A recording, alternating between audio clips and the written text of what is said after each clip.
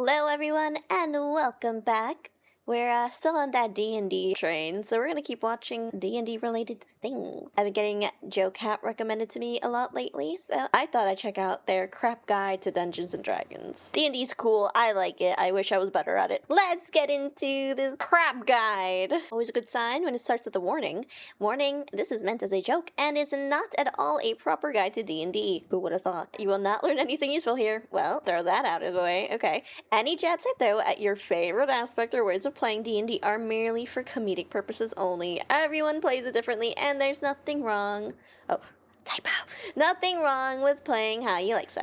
Anyway, enjoy. It's too cold outside. What shadowy hints of my easy-to-miss social life is dying, and I also want to argue about how pop culture characters fit into alignment charts. So it's time to make like a bunch of famous voice actors and Dungeons some Dragons. Odds are plenty of you dork bags have heard of the hobby, but have as little understanding about how it works as anyone over 60 has about being content with living as a single childless adult who doesn't care about where they live so long as it's a roof over their head and the neighbors don't shout out racial slurs. Unless it's at half-elves, the filthy, knife-eared mongrel mutts. So print out some character sheets, go shopping for some loaded dice, pack some expired snacks, call up all those friends you can only tolerate, and put on your favorite wizarding hat. It's time to do some motherfucking role-playing. Welcome to a crap guide to D&D.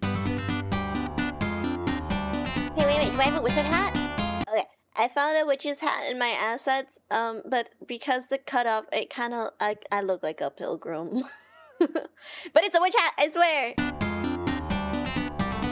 This episode, The Barbarian. Do you like hitting things? What am I saying? Of course you do. Everybody does. I most certainly do. All the time, like Gotta now. bonk everything. And hitting things is the best thing about D&D. You can hit literally anything you want. Better yet, you can hit it with a big fuck-off axe while flying into a bloodthirsty rage so potent you could be forgiven for mistaking it for some kind of super rabies. The Barbarian is the best class for hitting everything and everyone hard enough they explode into a huge puff of confetti or a shower of blood and organs. What's the difference? They're pretty much the same thing. You get a D12 for your hit die, one of the only times you'll ever use a D12. But it does mean you'll be soaking up hits better than my pillow soaks up tears after I take a look in the mirror for a few seconds. You start with just about every important combat proficiency and any weapon of your choice. And if you're taking recommendations, I highly suggest going for the dual-wield chainsaw shotgun laser earrings with detachable missile launchers and drink dispensers. It's fashionable. Ooh, and they have built-in cup holders. Look at that. No tool proficiencies, but who cares? Nobody uses tools anyway. You pick them to add to your character for backstory purposes and then forget they exist because you only ever roll for skill checks anyway, you lazy, thoughtless gobblebright. Yes, I just made that up, and it's what you are, you stinky feigl bitch. In fact, who even needs armor? Your pure, unadulterated chutzpah will block enemy blows better than even the shiniest of chainmail bikinis. Better yet, you have spider sense, which assists in you avoiding traps, spells, obligatory social events, and laundry. And of course, the signature trait of the barbar is being able to enter a ferocious frenzy of force that foes will fear for all their fannies. During your rage, you may be easier to hit, but at the game that you are better at hitting everything else. And not just that, your muscles grow to the size of crag-face garmoofies. That's a made-up word. I don't care that the things I'm using for analogies aren't real. Intelligence is a dump stat anyway. That's why mine is the number that comes after 3. And now you know how to play Barbarian. You're welcome.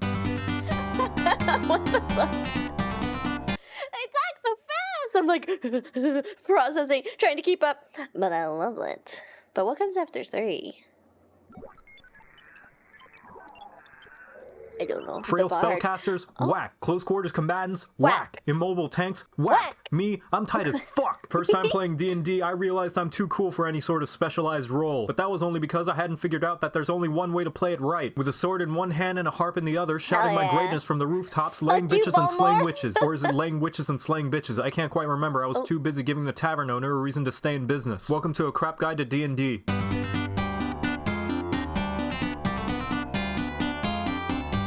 Jack of all trades, master of none is still better than someone who only has one gimmick and has to hide for the rest of the fight because they've run out of class features and spell slots. If the sword and shield were an RPG class, it would be the bard, one that's good at doing everything and doing everyone. You can cast spells, learn tons of skills, support allies, harm enemies, harm allies, support enemies, woo crowds, boo crowds, and most importantly, lay dragons. It's the most versatile class, and its various archetypes allow you to fill literally any role, so who even needs anything else? Need DPS? College of Swords. Need a tank? College of Valor. Want to make rogues useless? College of Whispers. Need to get good at the game? College of Sit Down, Shut Up, and Listen. Your most important feature, Bardic Inspiration, is like the little girl Wolverine version of the Big Daddy Logan, and is absolutely game-breaking. By being a radiant concentration of pure awesomeness, you can allow anyone else an additional die to roll and add to almost anything. Think that weak-ass wizard won't be able to make the con save against that poison attack? Inspire! The fighter needs to land the killing blow on an enemy with a high armor class? Inspire! Your wingman just told you about a hot piece of sliz that walked into a high-class tavern and that he needs you to hype him up to be able to talk his way in and maybe nab a few extras on the way out for you? You best bet your ass that homie's gonna be Inspired! In fact, screw your wingman, you can do it yourself. Jack of all trades and expertise means whatever you're bad at, you're suddenly good at. And whatever you're good at, you're suddenly unbelievably amazing at. Nothing can stop you, well, maybe except a pretty face. By playing D&D, you automatically sign an unwritten contract that forces you to write your character to fall under the purest stereotype of whatever class you pick. Everybody knows you have to follow that contract or else Matt Mercer will sneak into your house and throw foam noodles at you from the corner of your living room. I wouldn't mind that, to be honest. Hi, Leon. All wizards are smartass eggheads, all rogues are kleptomaniacs, and all bards are lust-compelled sex deviants. It's just the rules, I don't make them. And of course, the main gimmick of the bard is that it's artistically expressive in some way. People usually think this means musician. That's because their brain are like this, while my brain are like this. They can sing, dance, paint, prance, make a pretty dirt drawing with a lance. Plenty of ways to further enhance the battlefield if given the right chance. Now you know how to play bard, you're welcome. Wow. That'd be a horny bard. Now this may sound rather odd, but sometimes the best in the squad is the one with the cross who can smite like a boss by harnessing the bitch slap of God. With a mace that even ogres will flee, you'll cast and crush things with glee. Some think they're not strong and those people are wrong. Welcome to A Crap Guide to D&D.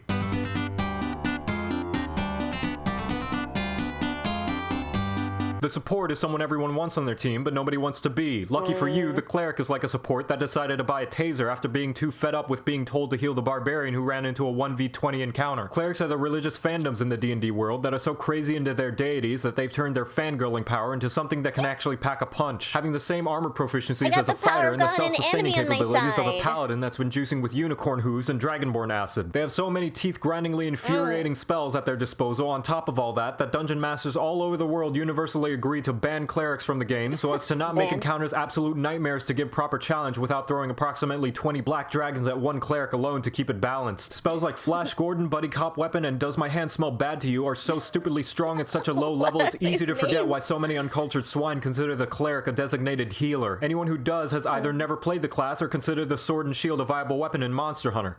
Wait, unlike most other classes, you pick your archetype at first level, and you have oodles, canoodles, and toaster strudels to choose from. To summarize, you have heel bitch, nerd, sunburn, and my axe, nobody dies, nobody cares, and a couple of more that I'm too lazy to mention. Seriously, with how versatile and independently strong you can build a cleric, you can make up an entire party full of purely priests, call it the Amen, and bust down Tiamat's door demanding her lunch money. And she would just build her own toilet to give herself swirlies so she wouldn't have to endure the kind of bullying you're about to give her. Channel Divinity gives you special limited use effects depending on your domain, and can be as dumb as Turn Undead, where the power of the gods can make a zombie run away from you like it's regained its ability to smell and realizes you've been sleeping with your Jesus blanket that you haven't washed in months. Or as useful as Guiding Strike, where you can choose to add 10 billion points to your attack roll so you'll be able to swat one fly with another fly's deuce being whipped around on a string like a yo-yo strung around your pinky toe while blindfolded. The only downside is that you get a pitiful amount of uses, like a gym 2 weeks after New Year's. And finally, the most notable trait of the cleric is Divine Intervention, where if you are a good boy or girl all year praying happy thoughts and burning that dank holy kush, if you wish upon a star, the clouds in the heavens will part and the literal gods will stop playing their game of Jenga to fix whatever dumb problems you and your party have gotten into, and then avoid you for 7 days debating whether or not to write you a holy restraining order after seeing you pissed your pants fangirling over your religious senpai noticing you. And now you know how to play cleric. Amen. Wow.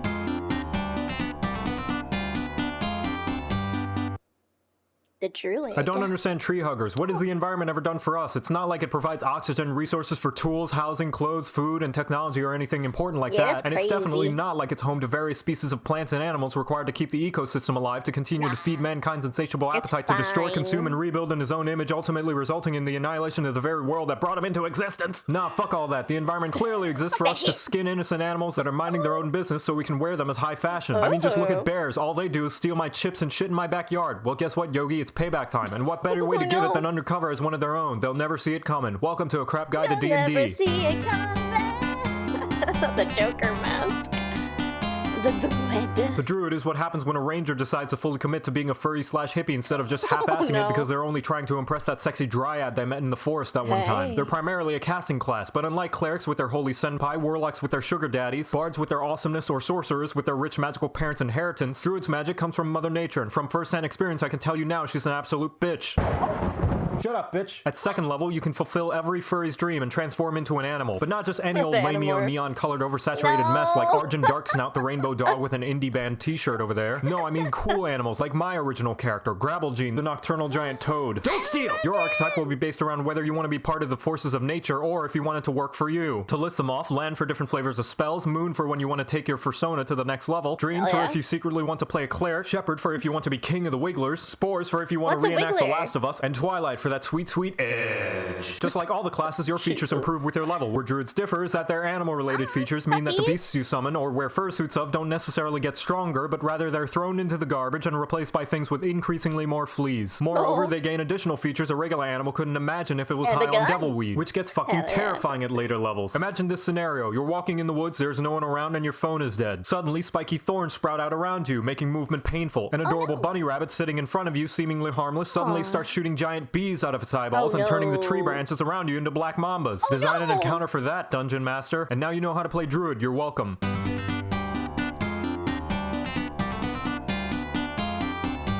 Ooh, a fighter. Fighter man. Overall, he is fairly bland. Hit some stuff, hit some more. Outside combat is quite a bore. Look out. Here comes the Fighter-Man! Oh, this is gonna be the whole thing!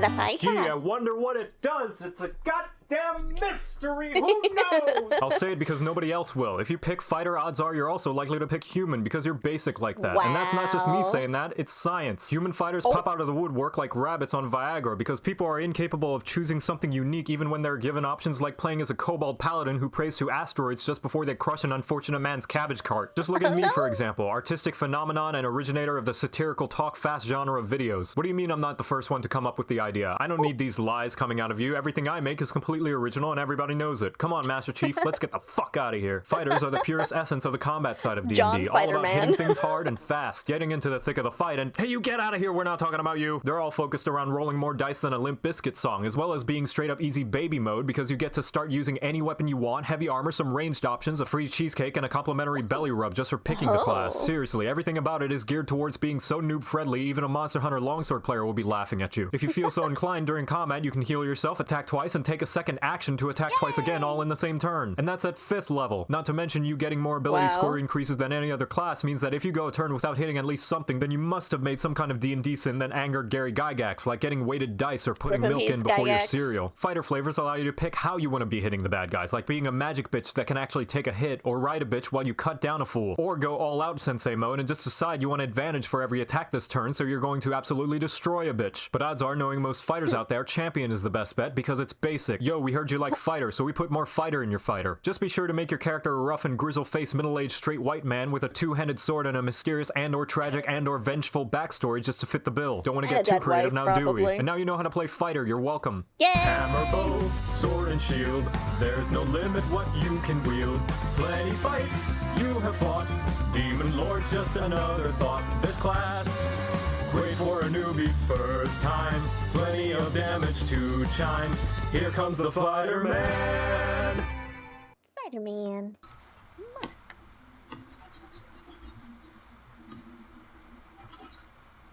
Hello. Doing a little drawing. Oh, why? Because, bitch, you were taking too long. Welcome to a crap guide to D&D. Thank you.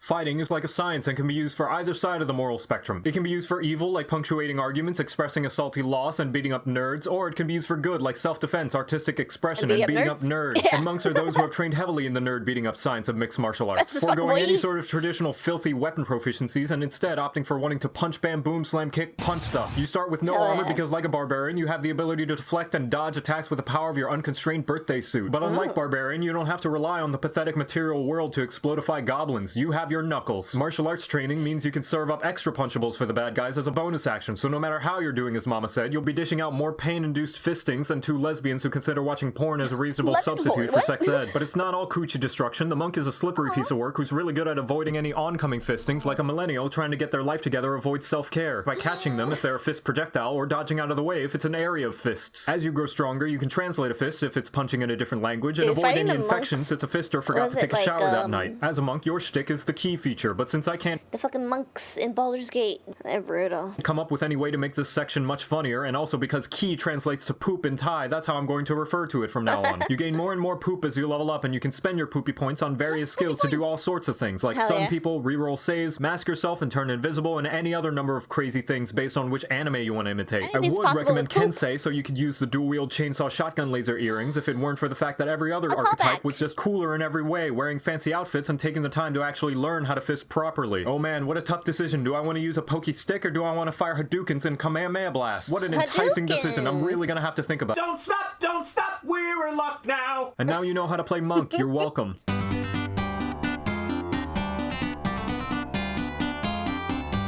Boy, I love the smell of justice in the morning. There's nothing more satisfying than knowing the good name of Sword and Shield has traveled so far and wide that not even the Pokemon games are free from their incredible, awesome influence. And it's about time, too. You think I created this series to entertain and inform ignorant whelps of great hobbies their miserable lives are missing out on? Fuck no, it was to enforce the mighty name of the one true weapon pairing that triumphs all others. And if anyone were to step out of line, I'd bring down the wrath of which tear-ass children tell their parents to scare them before bedtime. And then collect the aftermath of the pants they all shit because it makes for great fertilizer. Welcome to a crap guide to D&D.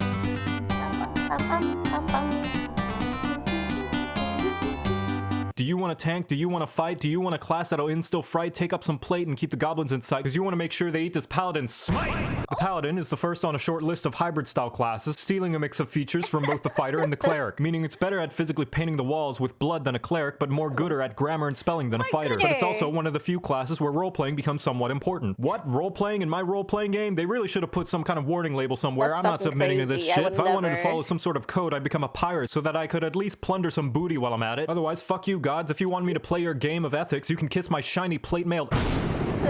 Alright, fine, just follow the code and don't do anything stupid that'll cause you to lose your paladin privileges, like a spoiled rich kid who's upset that he doesn't get a fourth Maserati to crash. Like the other all-up-in-your-grill-style physical fighting classes, you gain proficiency with every goddamn combat-oriented item in the universe. And yes, that does technically mean that you can optimally play a paladin without a shield and not have to worry about being a less effective contribution to your party, but if you do that, I'm telling you now that you're wrong and I hate you and you're a big, smelly doo-doo head. As a resident big fuck-off bringer of divine justice, your job is to harness the power of holiness or whatever other wacky power, depending on what oath you pick, to have everything else die while they bounce off of your full frontal crusade like a turd in the wind. That's true for just about every combat-focused class, but the paladin is especially good at it, what with having the aforementioned fighter-cleric combo skill set. You get multiple attacks, channel divinity, a free vaccination, casting abilities, more auras than that one silly anime that nobody likes, which means you'll be so jacked that your mere presence will muscleify any nearby allies so that they look like a typical character from said silly anime that nobody likes. And lay on hands, a pool of health you can use to heal yourself or give a single hit point to your ally because that's all they deserve for not letting the rogue check the obviously booby-trapped room first. But we all know the real reason anyone picks paladin, and that's to never cast any actual spells, but instead use your spell slots to imbue your weapon with various flavors of smite. Because what good is striking down the heretics and heathens of the realm if it's not in the elemental attacking equivalent of your god sports team colors? You can smite with fire, laser pointers, brain freezes, sick basic drops, and cheese! Cheese for everyone! I love cheese! Sorry, I meant force. Force is what it says. Oh. What is this, Stargate? And now you know how to play...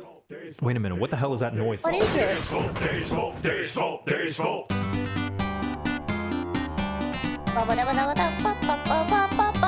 The Ranger. Just play a fighter with a bow, it's way better. I thought he hated fighter. Does he hate Ranger more? Alright, fine, I'll talk about the class. Ranger is the other of the bisexual style of classes, where it likes fighter, but it also likes druid, and flips between the two depending on which one looks cuter at the moment. Hell, it even steals a few things from rogue because it's so indecisive. And despite the name Ranger, you're not actually restricted to use any sort of ranged weapon in order to be effective. As far as combat goes, you get the usual fighter but not really fighter set of features. Fighting style, all weapons, extra attack, spell casting, D10, hit die, hey Macarena. From rogues, it steals the ability to channel your inner chameleon and blend into the environment. Except instead of hiding in the shadows and watching where you step, it's more like putting on makeup so you need to take some time, have a good look in the mirror, maybe look up some tutorials while you're at it, then start over when you realize you were using the wrong shade of foundation. From Druid, it steals some of that being one with nature flavor it's got going on, and a whole lot of spells, but not without a few exclusive spells of its own, like having a target explode a bunch of thorns when hit with a ranged attack, plant arrows in the ground and turn them into proximity-based fireworks, except the gunpowder is magic and the lights are bits of enemy brains, and single-handedly the objectively best ranger spell, Swift Quiver. Not for the unlimited ammo, that's dumb, nobody keeps track of their arrows anyway, but because it turns your ranged weapon into a rapid-fire machine gun. But Joseph, you said you don't need to use a ranged weapon to be effective as a ranger. Those all sound like ranged weapon exclusive spells. That may be true, however. Fuck you.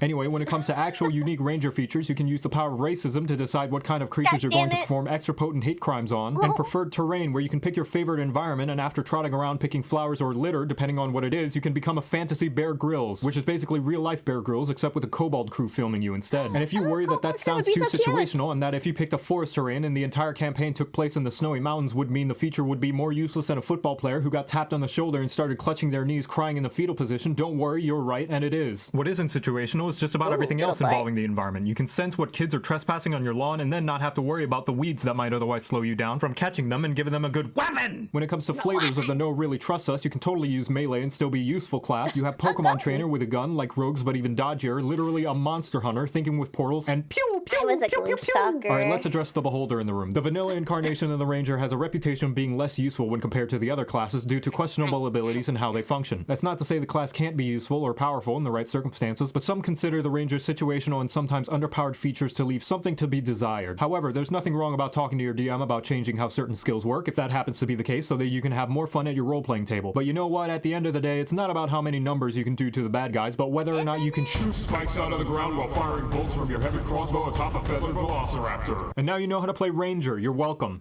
Thank you. Well, that was all very informational. I feel like I learned a lot.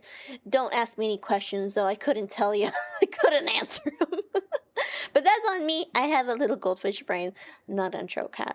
Thank you guys so much for hanging out and watching. We'll definitely continue watching the other classes next time. What's your favorite class? And if you've played D&D, what was your character's name? And who is their daddy and what do they do? But, you know, about the character. Who is your character and what does it do? Whatever, you just tell me about him. I want to know. And I will see you guys in the next one. Thanks so much. See you later. Bye.